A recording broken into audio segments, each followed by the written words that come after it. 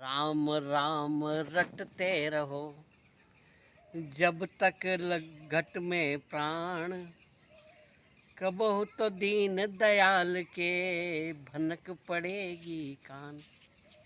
राम नाम हम रटते रहे, पर कब भगवान के कान में भनक पड़ेगी। हम एक जन्म तक रटते रहें, 2 जन्म रटते रहें, जीवन भर रटते रहें, कितने समय रटेंगे, तब हमें भगवान मिलेंगे। हम भगवान को भजते तो है, पर उस पर भरोसा नहीं करते। यदि हमने उस पर भरोसा कर लिया तो हमें बहुत शीघ्र वो मिल जाएंगे।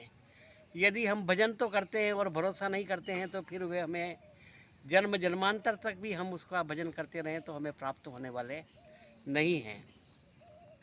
एक महात्मा जी थे, उनका न तो कोई आश्रम था, न कोई निवास था। वे तीर्थाटन करते रहते थे। एक झोली मात्र उनके कंधे पर रहती थी और वह घूमते घूमते पदयात्रा करते हुए वृंदावन पहुँचे। वृंदावन में यमुना नदी के किनारे एक कदम का पेड़ था। उस कदम के पेड़ पर उन्होंने अपना झोला लटकाया और संध्या करने के उद्देश्य से स्नान करने के लिए यमुना जी में जा रहे थे। उधर से गांव की 2 ग्वालिनें, जो बिल्कुल निश्चल थी, छल कपट उनमें नहीं था, बहुत सरल हृदय था। न तो कभी वो मंदिर जाती थी, न कभी भजन करती थी, न कीर्तन करती थी, न कभी भगवान का नाम लेती थी।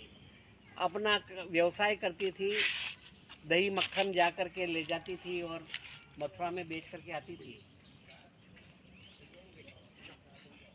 परस्पर में छल रहित व्यवहार सबका था, सबसे प्रेम करती थी, सभी को अपने समान समझती थी और कभी भी किसी के साथ में धोखे का व्यवहार नहीं करती थी, कपट व्यवहार नहीं करती थी। वे जब दोनों उधर से आ रही थी तो उन्होंने देखा है कोई महात्मा जी नदी में स्नान करने जा रहे हैं।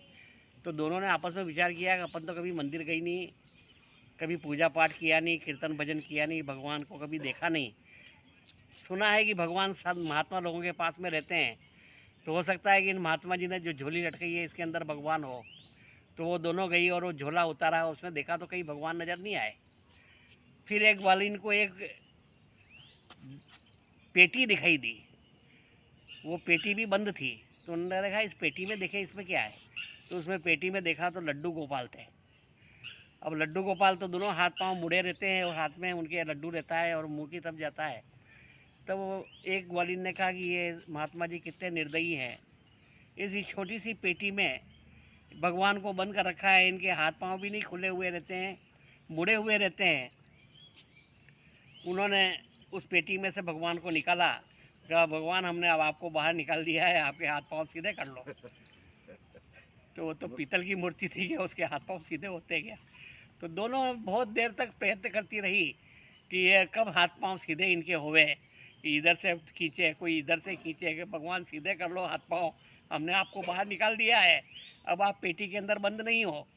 तो भगवान ने जब उनकी निश्चल भक्ति और प्रेम देखा अंदर कि मेरे प्रति इनका कितना प्रेम है, प्रेम से ही प्रभु प्रसन्न होते हैं। तो भगवान ने जब उनका निश्चल प्रेम देखा, निर्मल मन जन सो मोहि पावा, मोहि कपट छल छिद्र न भावा। तो ऐसा निर्मल मन उनका देखा, कपट छल छिद्र से रहित दोनों ग्वालिनों को देखा, तो भगवान प्रसन्न हो गए। उन्होंने अपने हाथ पांव सीधे कर दिए।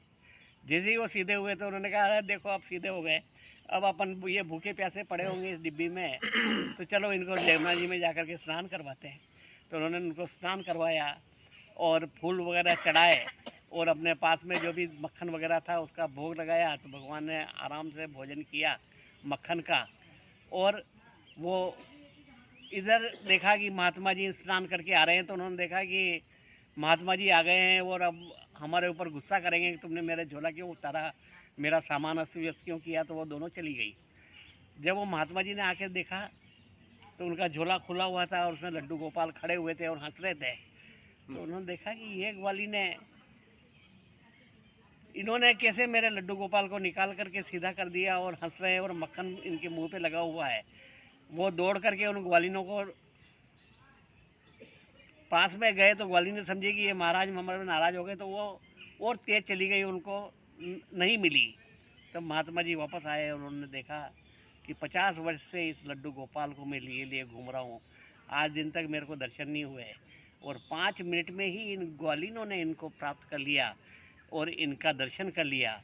तो नवधा भक्ति जो भगवान ने शबरी को बताई, उसमें नवी भक्ति यही है कि नवम सरल सब विधि छल ही ना, मम भरोस ही हर्षन दीना।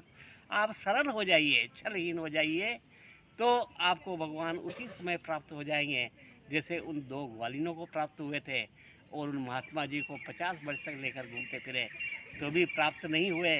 तो हम भजन भगवान का करें, पर उन भाव के साथ करें और उनके ऊपर पूरा भरोसा करें, तो हमें बहुत ही शीघ्र उनके दर्शन हो सकते हैं। और यदि हमने भाव रहित भक्ति की तो हम कितने भी दिनों तक, कितने ही जन्मों तक उनका भजन करें, हमें प्राप्त होने वाले नहीं।